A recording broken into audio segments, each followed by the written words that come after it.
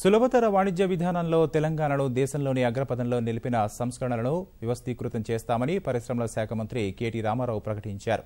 ముఖ్యమంత్రి కేసీఆర్ సూచనలను అధికార యంత్రాంగం చిత్తశుద్ధితో అమలు చేయడం వల్లే తెలంగాణ మొదటి స్థానం సంపాదించిందని కేటీఆర్ హర్షం వ్యక్తం చేశారు.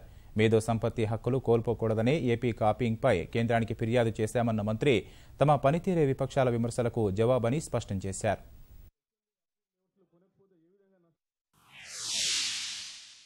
సాధించిన ఈ ర్యాంక్ తో పొంగిపోకుండా, ఎందుకంటే ఒక ఈజ్ ఆఫ్ డూయింగ్ బిజినెస్ ఒకటే ఇంపార్టెంట్ కాదు, కాస్ట్ ఆఫ్ డూయింగ్ బిజినెస్ కూడా చాలా ఇంపార్టెంట్.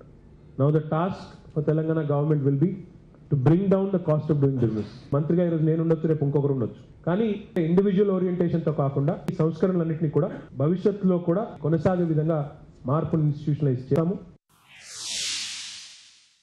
ఈరోజు భారతదేశంలో నిజానికి ఎవరితోనైనా మేము ఈజ్ ఆఫ్ డూయింగ్ బిజినెస్ లో ర్యాంక్ పంచుకోవాల్సి వచ్చి ఆ చాయిస్ మాకే కనుక ఇచ్చుంటే I would definitely preferred Andhra Pradesh ఉంది.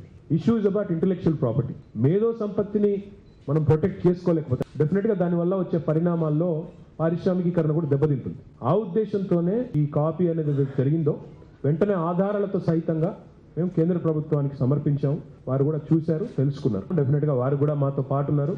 చాలా సంతోషం. ఏనుగులు పోతుంటే కొంతమంది మాట్లాడుతూనే ఉంటారు. అల్టిమేట్ గా పర్ఫార్మెన్స్ స్పీక్స్. ఎవరు చేశారు సర్వేలని మాట్లాడుతున్నారు. ఇదైతే కేంద్ర ప్రభుత్వం చేసింది. మరి మేము కేంద్ర ప్రభుత్వంలో భాగస్వామ్యం కూడా కాదు. మరి వారే చెప్తున్నారు తెలంగాణ నంబర్ 1 అని. ఇది కూడా తప్పేనా? ఎవరో ప్రైవేట్ సంస్థ సర్వే చేసి కేసీఆర్ నంబర్ 1 అంటే అది తప్పే. సిఎన్ఎన్ఐబిఎన్ అనే సంస్థ ఇండియన్ ఆఫ్ ద ఇయర్ అని కేసీఆర్కి అవార్డు ఇస్తే అది మీకు నొప్పే. అంటే ఏమి చేయకుండా ఇంతమంది అవార్డులు ఇస్తున్నారా? వాళ్ళందరి పిచ్చోళ్ళు మీరు ఒక్కరే తెలివైన వాళ్ళేమి. ఇక మరి ఎవరు చెప్పినా వినము. నేను చెప్పింది ఏదంటే వారి వారి అజ్ఞానానికి బాధపడతాం, నవ్వుకుంటాం, అంతకంటే చేయగలిగింది ఏం లేదు.